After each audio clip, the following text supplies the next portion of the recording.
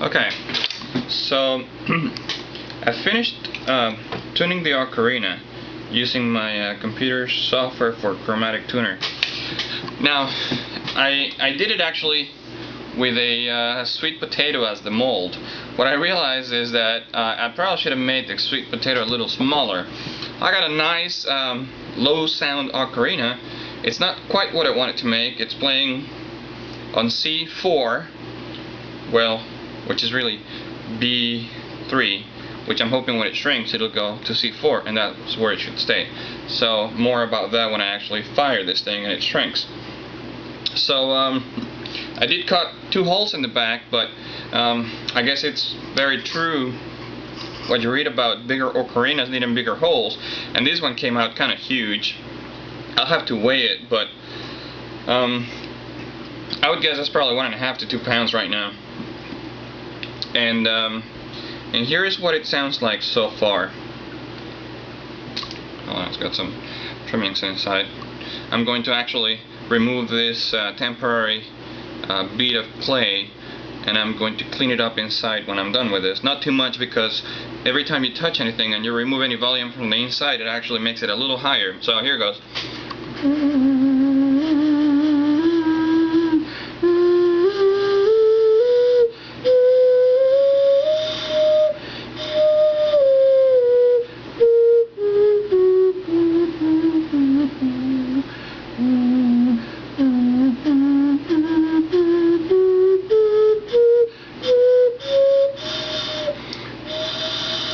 See, I can't get those last 3 notes, so I'm really thinking it's more of a more like a 11-hole ocarina at best, maybe a 10-hole ocarina. I may end up plugging up the ones in the back. I'm not sure yet. So here goes again.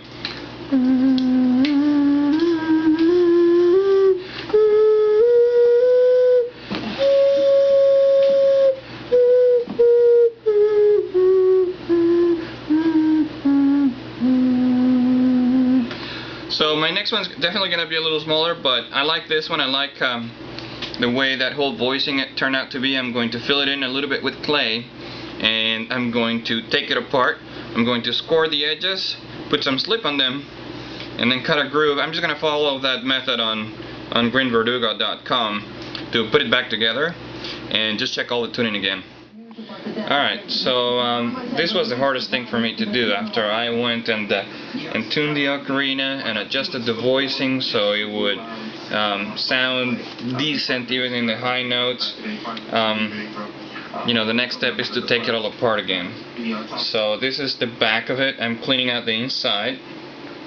And actually having it apart like this does make it easy to get back in there and clean everything up.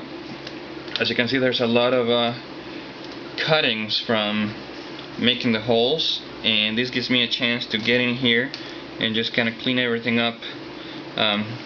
Just ever so slightly undercut the holes. I don't want to add too much volume to the inside, but see, it does allow me to clean it all up. So the next step is going to be to score everything up real good here along the sides, put some slip, glue it back together, and then I'm going to go ahead and follow the method of cutting right at the line and putting a thin bead around it, and then smoothing everything back up.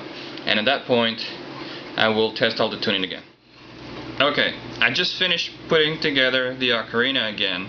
I scored the edges and I put some slip on it, and I squeezed it as tight as I could without deforming it. Now what I'm doing is, again following the instructions from Green Verdugo's website, is I'm cutting the edge of the seam. So I'm taking this little tool here and just cutting right along the seam. I'm taking out a little bit of the clay, and I'm going to fill it in with a bead of clay to be sure and seal everything perfectly. So there you have it. I just scored the line all along the edge where I glued it back together, and I'm going to take some of my clay and just make a bead, fairly thin one. I'm going to keep doing this until I go around the entire edges of the ocarina. Alright, so this is just going to go right in that little groove that I just cut. Actually, I'm going to put a little bit of slip in there. because we want to get everything nice and moist and make sure it stays in place. So I'm going to put a little slip. Okay, and then put this little thing here, and I'm just going to use whatever stays in there. I'm going to remove the excess. So that's how I'm going to make it. I'm just kind of smoothing it out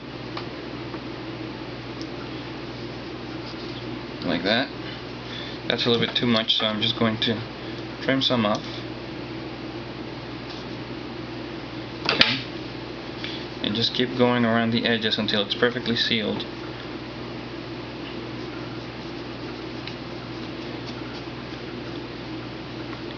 And you won't be able to tell that it was ever taken apart.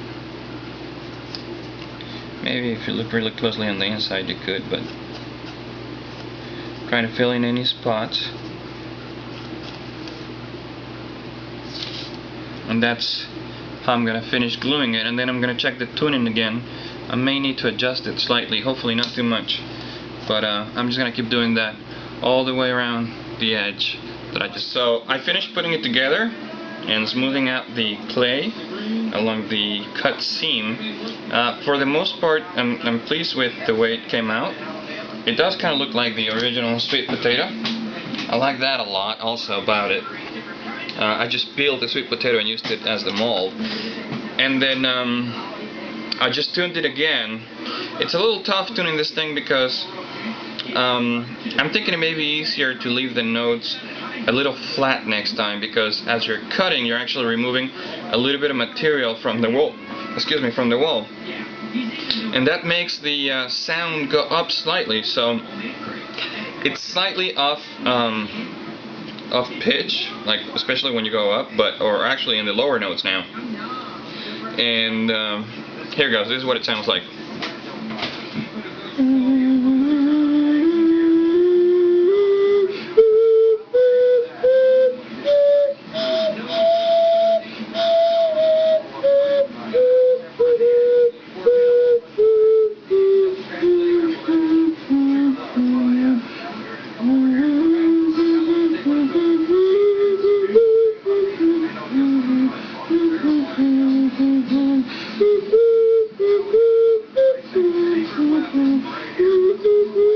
That's what you've been wanting me to make, and I thought I had to put them out for you. Look at that.